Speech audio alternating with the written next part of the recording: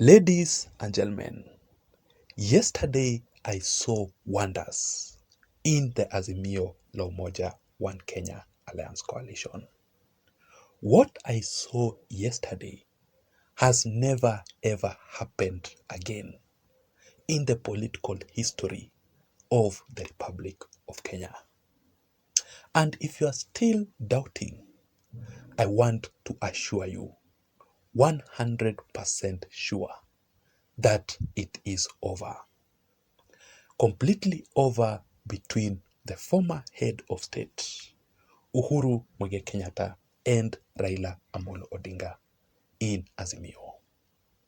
As a matter of fact, there is nothing that can be done to reunite these two handshake brothers, and especially ahead of the 2027 general elections.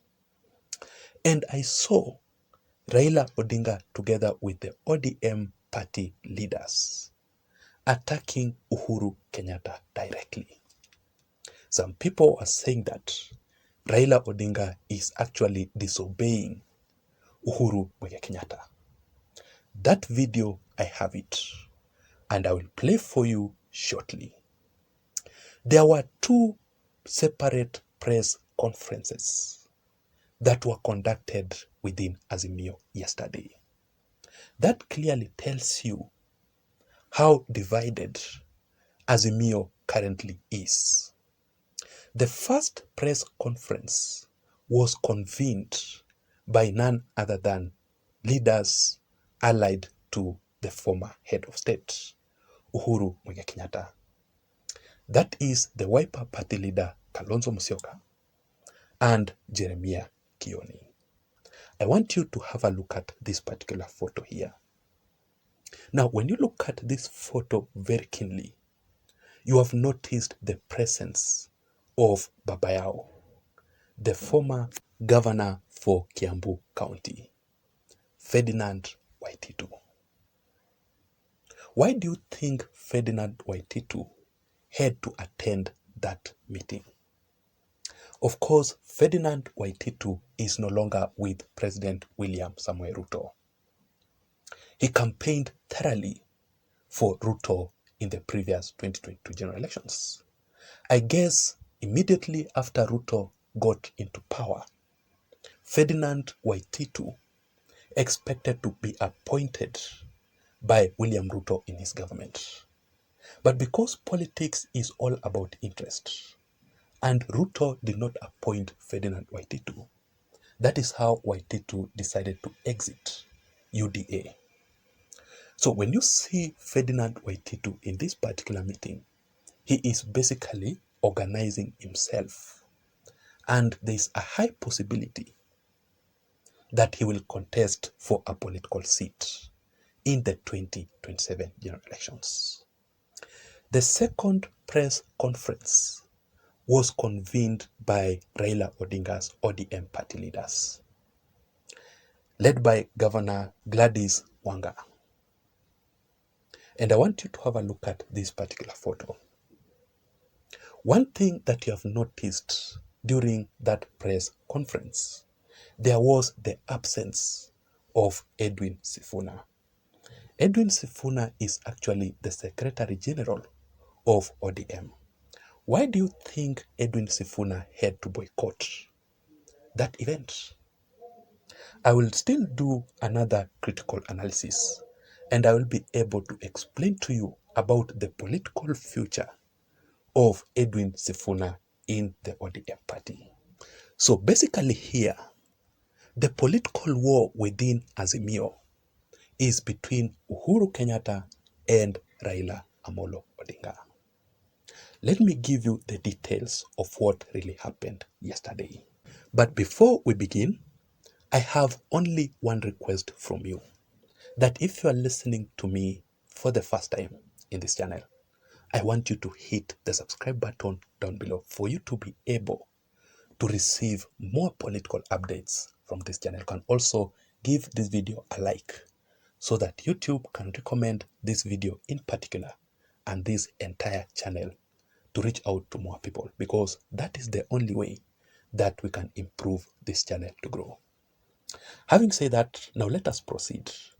And I want to begin this video by asking you this particular question for the second time. And I need your answers in the comment section down below. In the Azimio la Umoja One Kenya Alliance, between the former head of state, Uhuru Kenyatta, and Raila Amolo Odinga, who exactly is the owner of the Azimio coalition? Is it Uhuru Kenyatta, who is actually the Azimio Coalition Council chairman, or it is Raila Amolo Odinga, who is the Azimio party leader? And do you really think that Uhuru Kenyatta has powers in Azimio to kick out Raila Odinga and the ODM party from the coalition? Because Raila Odinga issued a warning message to Uhuru Kenyatta against plotting any coup in Azimio to remove Raila Amolo Odinga. This is the message from Raila Odinga. ODM cautions those plotting coup against Raila Odinga in Azimio to prepare for grave consequences. But the truth of the matter here is that Uhuru Kenyatta wants Raila Odinga and ODM party out of Azimio immediately, because Uhuru Kenyatta wants to restructure the Azimio la Umoja One Kenya Alliance ahead of the 2027 general elections.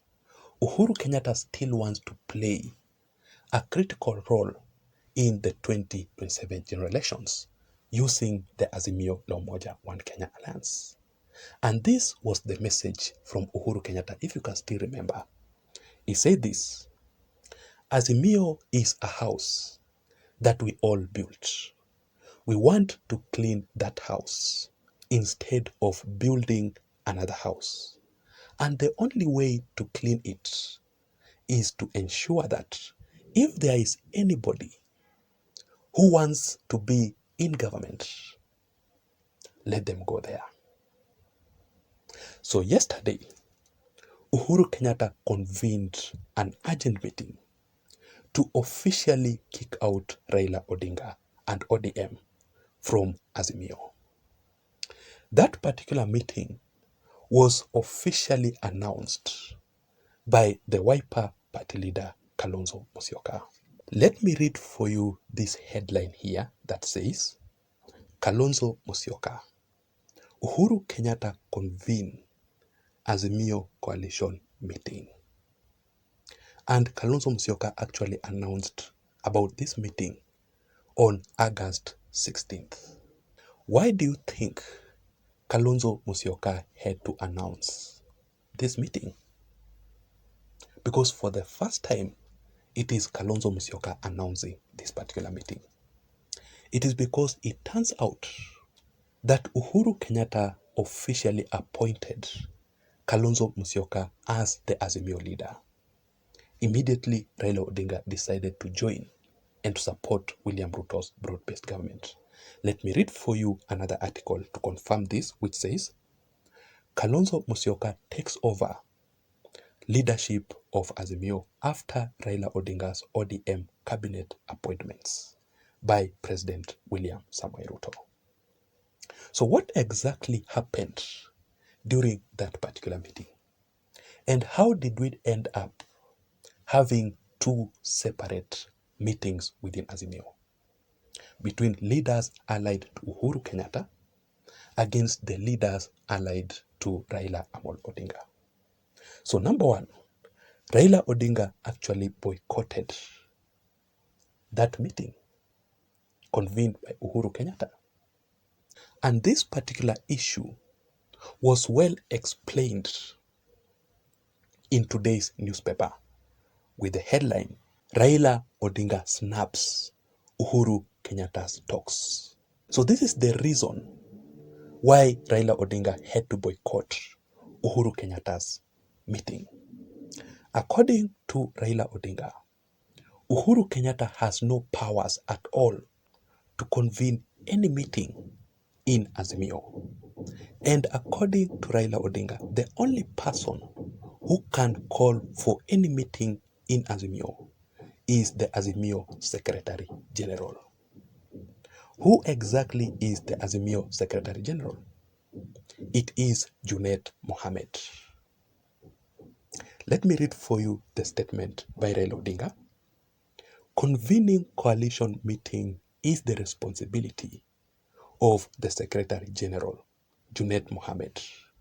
Junet Mohammed has not convened any meeting in Azimio. And Raila Odinga described Uhuru Kenyatta's meeting as gathering to take tea and not Azimio meeting. Number 2, Raila Odinga yesterday also was forced to unleash the ODM party leaders urgently to attack and to counter Uhuru Kenyatta and Kalonzo Musyoka's well-planned coup to remove Raila Odinga as the Azimio leader for good.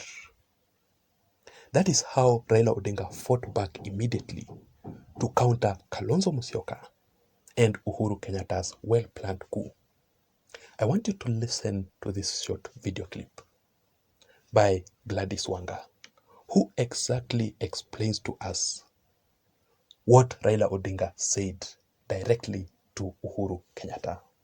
Having said that, let us make a few things clear. As a party, we will not agree to engage with anyone acting in bad faith and with ulterior motives. On the matter at hand, the questioning of ODM and the Right Honorable Raila Odinga's commitment to opposition, our partners are not acting in good faith.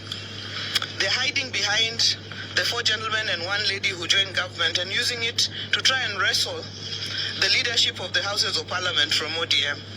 We find that unacceptable, and we wish to reiterate the obvious. The House leadership is about numbers in the House and not those in government. As we speak, ODM has the highest numbers of MPs professing and committed to Azimio ideals and principles. Majority of the MPs from a number of other coalition parties long went to bed with the Kenya Kwanza in Parliament. This has to be about the sacrifices made. Thus far, ODM has borne the highest brand in terms of casualties, people killed, maimed, or wounded while expressing opposition to the Kenya Kwanza policies. Demonstrations have not begun this year or last year. ODM and protests are synonymous. We have borne that cross over decades and suffered heavy casualties all the time, never apportioning any blame. Our members have been forthright and honorable enough to declare that they are joining the government. The 5 have been honorable enough to relinquish their party positions instead of clinging to opposition leadership while serving in the government at the same time. The party leader has been forthright enough to explain that the 5 have joined in their individual capacities to do national duty and not as representatives of party.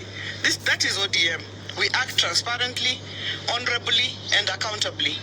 Finally, as a party, we will not accept any continued attempt to use Raila Odinga as a human shield and any continued attempt to twist him into endorsing anybody at this stage, or any continued attempt to use him as an excuse for the failure of leadership in individual constituent parties of Azimio. And we will not accept the use of Raila Odinga's bid for the African Union Commission chairmanship to be used to pass ill-intentioned remarks disguised as well wishes and to twist him on Azimio matters. Raila has earned his candidacy for the AU chairmanship. We are proud that he is the leader of our ODM party and our coalition, Azimio. We are grateful to the government for standing with him, and we are grateful to the many African leaders who are considering him for this position. As a party, we will only be too proud to donate Honorable Raila to the continent. I thank you. Our deputy party leader will add from there. So the biggest question here is, what next for Raila Amolo Odinga in Azimio?